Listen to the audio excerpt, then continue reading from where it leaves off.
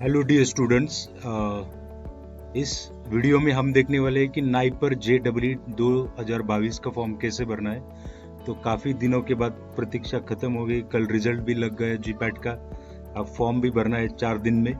तो 25 तारीख last date है, तो 25 तारीख को आपको फॉर्म भरना है। तो मैं आपको दिखाने वाला हूँ कि फॉर्म कैसे भरना है, क्या क्या उसमें फील्ड्स मैंडेटरी है, कैसे लास्ट तक आपको जाना है और उसको सबमिट करना है। तो like the video and subscribe the channel for more updates. जब नाइपर का काउंसलिंग हो जाएगा तब भी मैं वीडियो डालने वाला हूँ, तो इसलिए चैनल को सब्सक्राइब करके रख दीजिए। गूगल में आने के बाद नाइपर JEE 2000 डालने के बाद ये पहला वेबसाइट खुल जाएगा नाइपर हैदराबाद का, जो एडमिशन रिस्पॉन्सिबल है अभी। तो उस पर क्लिक करने के बाद ये डैशबोर्ड पेज ओपन हो जाएगा। तो यहाँ पर ऑनलाइन एप्लीकेशन के लिए विंडो है, अप्लाई ऑनलाइन, तो उस पर क्लिक कर दीजिए। उस पर क्लिक करने के बाद यहाँ पर इंफॉर्मेशन ब्राउचर्स भी दिए, मास्टर्स PhD, इंटीग्रेटेड PhD और यूजर गाइड। कोई आपको दिक्कत आती तो यूजर गाइड से भी आप जा सकते। तो यहाँ पर 4 स्टेप्स है टोटल। तो फर्स्ट स्टेप में आपको एप्लीकेशन फी भरना है। तो ध्यान में रख दीजिए कि आपको फर्स्ट एप्लीकेशन फी भरना है, तभी ये आगे के स्टेप खुल जाएंगे। तो यहाँ पर आपको डालना है डिग्री क्वालिफाइंग नंबर। तो इसमें थोड़ी सी दिक्कत है, मैं एक्सप्लेन करता हूँ क्या डाल सकते हैं आप यहाँ पर। तो उसके बाद फुल नेम ऑफ कैंडिडेट, जो SSC पे लिखा है वैसे ही डाल दीजिए, और डेट ऑफ बर्थ एज पर SSC वही डाल दीजिए। मोबाइल नंबर जो चालू मोबाइल नंबर है वही डाल दीजिए, ईमेल आईडी जो चालू है वही डाल दीजिए। उसके बाद आपको कैटेगरी सिलेक्ट करना है।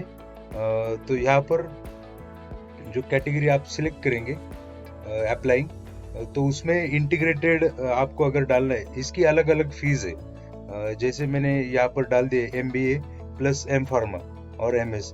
तो अगर ये डाल दिया तो इसकी फी अलग है, सिर्फ MBA डाला तो उसकी फी अलग है, सिर्फ M फार्मा डाल दिया तो इसकी फी अलग है। तो सबकी फी अलग अलग है। तो मुझे करना है MBA प्लस M फार्मा, उसके लिए अप्लाई करना है। तो मैं उस पर क्लिक करूंगा। तो उसके बाद आपको सिलेक्ट करना है कैटेगरी और पर्सन विद डिसेबिलिटीज। अगर डिसेबिलिटीज है तो आप वो डाल सकते हैं। तो जब जनरल में मैं सिलेक्ट करता हूँ तो वो पूछता है कि whether you are under EWS section और नॉट। अगर आप है तो यस कर दीजिए, आप अगर नो है तो नो कर दीजिए। उसके बाद पेमेंट मोड, तो यहाँ पर आपको एक सिलेक्ट करना है कोई भी जो आपके पास होगा, तो उस पर आप क्लिक कर दीजिए। उसके बाद डिक्लेरेशन पे क्लिक कर दीजिए, प्रोसीड टू पेमेंट। तो दिक्कत यहाँ पर थी क्वालिफाइंग डिग्री रोल नंबर। तो मैंने पिछले बार मेल किया था नाइपर को कि अगर क्वालिफाइंग रोल नंबर नहीं है तो क्या कर सकते हैं। तो ये मेल मैं आपको दिखाता हूँ। तो यहाँ पर मैंने मेल कर दिया था कि रोल नंबर जो है, मतलब हमारी जो यूनिवर्सिटीज है जहाँ पर मैं काम करता हूँ, तो वो हर सेम के लिए अलग रोल नंबर होता है उसमें। लेकिन मतलब 7 सेम और 8 सेम का रोल नंबर अलग है। बट आपके कुछ कुछ यूनिवर्सिटीज में रोल नंबर सेम ही है सब, मतलब first sem to final sem.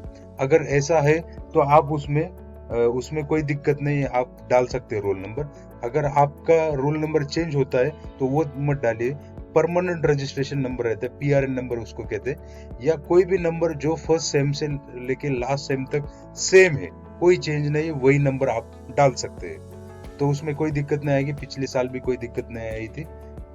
अगर इसकी और जानकारी चाहिए तो मुझे आप कॉल सकते हैं, ईमेल कर सकते हैं, तो मैं आपको ये और अच्छी तरह से बता सकता हूँ।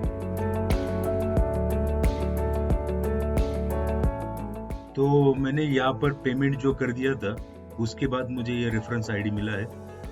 तो देख लीजिए कि आप पेमेंट अगर नेट बैंकिंग से करते हो तो थोड़ा सा कम पैसा लगेगा, मतलब जो चार्जेस होते हैं एक्स्ट्रा चार्जेस, तो मुझे 4017 रुपये लग गए। तो मैंने क्रेडिट कार्ड या डेबिट कार्ड से करने की भी कोशिश की, तो मुझे वहाँ पर 57 रुपीज़ एक्स्ट्रा चार्ज लग रहा था। तो मैंने फिर से वापस आके नेट बैंकिंग से कर दिया। तो आपको थोड़ा सा बचाना है तो नेट बैंकिंग से ही जाइए। उसके बाद क्लिक कर दीजिए टू फिल एप्लीकेशन फॉर्म पे। तो उसके बाद ये एप्लीकेशन फॉर्म खुल जाएगा। तो आपको वो जो रेफरेंस आईडी जो है बैंकिंग का, तो वो लिख के लेना पड़ेगा, क्योंकि जब आप लॉगिन करते हैं तो वो पूछता है बार बार, तो वो लिख के रख दीजिए कहीं पर। तो यहाँ पर आप मैंने सिलेक्ट कर दिया था पीजी प्लस एमबीए, तो वो आ गया। कैंडिडेट फुल नेम वो पहले से आता है, फादर नेम मदर नेम ये फुल डालना है। उसके बाद कैटेगरी पहले से आ जाती है, नेशनलिटी मैंने डाला है, जेंडर आपको डालना है। तो यहाँ पर जो 10th का सर्टिफिकेट या मार्कशीट जो भी होगा आपके पास, उसको अपलोड कर दीजिए। डेट ऑफ बर्थ पहले से आ जाती है, उसको आप एडिट नहीं कर सकते अभी। ये ईमेल आईडी और मोबाइल नंबर ये पहले से आ जाते हैं, उसको एडिट नहीं कर सकते। अल्टरनेटिव मोबाइल नंबर कोई दोस्त का या घर वालों का नंबर डाल दीजिए। अब उसके बाद आपको सिलेक्ट करना है ओबीसी सर्टिफिकेट। तो क्योंकि मैंने ओबीसी सिलेक्ट किया था, तो यहाँ पर मुझे ऑप्शन आया, जो भी आपका कैटेगरी है उसका आपको सर्टिफिकेट यहाँ पे अपलोड करना है। उसके बाद अगर आप ओबीसी में है तो नॉन क्रीमिलियर में है क्या नहीं, तो वो आपको येस और नो में आंसर डालना है। उसके बाद आपका correspondence address, state, pin code, city, permanent address और करस्पॉन्डेंस एड्रेस अगर सेम है तो यहाँ पर क्लिक कर दीजिए, वो डालने की कोई जरूरत नहीं रहेगी। उसके बाद डिग्री क्वालिफाइंग नंबर जो पहले आया था वही डाल दिया। उसके बाद क्वालिफाइंग डिग्री स्टेटस, मतलब 7th सेम में अपीयरिंग, ऐसा लिख दीजिए। जो बहुत सारे स्टूडेंट अपीयरिंग है, कंप्लीटेड जिनका हो चुका है, जो रिपीट कर रहे हैं वो कंप्लीटेड लिख सकते हैं। क्वालिफाइंग डिग्री, तो यहाँ पर क्वालिफाइंग डिग्री हमारी तो बी फार्म ही है, मतलब बहुत सारे लोगों की बी फार्म ही होगी, तो बी फार्म पर क्लिक कर दीजिए।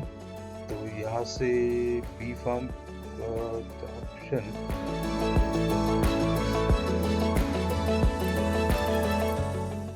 और उसके बाद आपको कॉलेज का नाम डालना है। तो आप कॉलेज का नाम डाल दीजिए। उसके बाद यूनिवर्सिटी का नेम, ये कॉलेज का नाम आप कॉलेज से ले सकते हैं, यूनिवर्सिटी का नाम आपके रिजल्ट पे होगा। एंड लास्ट स्टडीड कॉलेज और इंस्टीट्यूट एड्रेस, वो आपको डालना है, मतलब आपके कॉलेज का ये एड्रेस डाल दीजिए जहाँ पर आप बी फार्म कर रहे हैं। उसके बाद ये candidate sponsored by government department research development और पब्लिक सेक्टर अंडरटेकिंग और रिप्यूटेड इंस्टीट्यूट फार्मास्यूटिकल एंटरप्राइजेस। तो ये क्या चीज है कि स्पॉन्सरशिप आपको है कि नहीं। मतलब क्या होता है, कभी कभी स्टूडेंट्स बी फार्म के बाद कंपनी में ज्वाइन कर लेते हैं। अगर कंपनी का अच्छा लग रहा है तो वो नाइपर को उसको प्रमोट कर दिया, हायर एजुकेशन स्टडीज के लिए उसको प्रमोट करते हैं, तब स्पॉन्सरशिप आपके पास होते। तो मुझे मतलब बहुत सारे स्टूडेंट 99% नो में ही हो गए, तो आप यहाँ पर नो कर दीजिए। उसके बाद आपको आइडेंटिटी प्रूफ डालना है, आधार कार्ड या पैन कार्ड या पासपोर्ट आईडी, कोई भी आप डाल सकते हो उसमें। उसके बाद आपको सेंटर्स चूज करना है। तो सेंटर्स जैसे मैंने पहला सेंटर चूज कर दिया, तो यहाँ पर आप सेंटर देख सकते हैं। तो मैंने अगर पहला सेंटर चूज कर दिया मुंबई, तो उसके बाद सेकंड प्रेफरेंस में मुंबई नहीं आता, तो यहाँ पर आपको अलग से चूज करना पड़ेगा। तो 3 सेंटर आपको चूज ही करने पड़े। ज्यादातर ऐसा ही होता है, 99% जो पहला सेंटर आपने चूज किया वही आपको सेंटर मिल जाता है। उसके बाद आपको फोटो अपलोड करना है और सिग्नेचर आपको अपनी अपलोड करनी है। ये ध्यान में रखिए, ये जो फॉर्मेट है जेपीजी और जेपीजी यही फॉर्मेट में चाहिए, और less than 50 KB and less than 30 KB। और इसके बाद डिक्लेरेशन पे क्लिक कर दीजिए और सेव कर दीजिए। प्रीव्यू और सबमिट आप कर सकते हैं। सेव क्या जरूरत है, क्या कि यहाँ पर जब आप भरते हैं तो बार बार वो डिस्कनेक्ट होता है या बार बार आपको फिल करना पड़ता है, तो इसलिए सेव कर दीजिए। एंड प्रीव्यू आप कर सकते हैं, प्रीव्यू एंड देन सबमिट कर सकते हैं। तो ध्यान में रखिए, ये एडिट करना बहुत मुश्किल हो जाता है बाद में, वो एक बार सबमिट होने के बाद कुछ एडिट नहीं होता, नाइपर वाले भी आपको रिप्लाई नहीं करेंगे। तो इसलिए ध्यान से भर दीजिए, 2-2, 3-3 बार चेक कर लीजिए, क्योंकि पिछले बार भी ऐसा हुआ था, कुछ स्टूडेंट्स का कुछ गलत हुआ था। तो एट द एंड मतलब 1-2 दिन के लिए सिर्फ उन लोगों ने ओपन कर दिया था, बहुत सारे मेल करने के बाद, कम्युनिकेशन करने के बाद। तो वही दिक्कत है कि आप एक बार सबमिट कर दिए तो आपको चेंजेस नहीं कर सकते आप। तो जो मैं एप्लीकेशन फॉर्म भर रहा था, तब जब रिफ्रेश हुआ 2-3 बार, उसके बाद यहाँ पर आया है कि क्वालिफाइड इन। तो ये शायद पहले क्योंकि नोटिस अलग आया था, लेकिन शायद उन लोगों ने फिर से अपडेट कर दिया है इसको, तो ये क्वालिफाइड इन जीपैट, तो मैं जीपैट क्वालिफाई हूँ। तो qualifying year it is 2022। Rank आपका डालना है, परसेंटाइल स्कोर आपको डालना है, और उसके बाद आपको स्कोर कार्ड अब भी अपलोड करना है।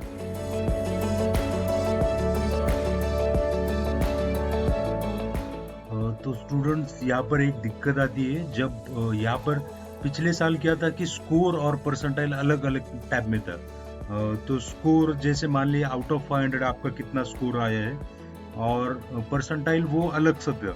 लेकिन यहाँ पर एक चीज़ है कि जब आप मैं डालता हूँ, जैसे कि मेरा स्कोर था 94 पॉइंट, और उसके बाद बहुत सारे डिजिट थे 82, 84, 86 ऐसे डिजिट से, लेकिन यहाँ पर वो ले नहीं रहा। तो सिर्फ 4 डिजिट तक ही ले पा रहा है वो। तो इससे बेहतर है कि यहाँ पर जैसे मेरे कैंडिडेट का स्कोर है 139, तो मैंने यहाँ पर 139 ही डाल दिया है। तो क्योंकि उसके बाद के जो डिजिट्स है वो लेता नहीं है। पिछले साल 2 टैब अलग से थी, लेकिन इस साल सिर्फ स्कोर और परसेंटाइल पूछा है। तो एक्चुअली एनटीए स्कोर रिजल्ट में जो दिया है वो it is in percentage, but यहाँ पर वो बैठ नहीं रहा पूरी तरह से। तो मैंने उनको कॉल करने की भी कोशिश की, they are not reachable. Mail भी किया, they are not answering it. तो आप यहाँ पर निश्चिंत होके स्कोर ऑप्टेन मार्क्स जो भी है आपके आउट ऑफ 500 वो डाल दीजिए, कोई दिक्कत नहीं आने वाली। अगर आती भी है तो you can rectify in counselling. वैसे भी वो रैंक के हिसाब से चल जाता है यहाँ पर। वैसे भी वो जीपैट का तो सिर्फ क्वालिफिकेशन जरूरी है, उनकी एग्जाम तो अलग होने वाली है। तो यहाँ पर 139 मैंने डाल दिया, कोई दिक्कत नहीं आने वाली, डाल दीजिए आप भी। तो मैंने सारा फॉर्म भर दिया है, उसके बाद मैंने सबमिट क्लिक कर दिया था। तो आप मॉडिफाई यहाँ तक कर सकते। इसके बाद आपने एक बार फ्रीज या कंफर्म कर दिया तो उसके बाद आप कुछ नहीं कर सकते। तो आप ध्यान से सब कुछ देख लीजिए कि उसमें क्या क्या चेंजेस करना है। कुछ चेंजेस करना है तो चेंजेस कर लीजिए, इसके बाद कोई चेंजेस नहीं होने वाले। उसके बाद आपको ये फॉर्म सेव करने का ऑप्शन आ जाएगा, तो उसको सेव एज पीडीएफ करके रख दीजिए।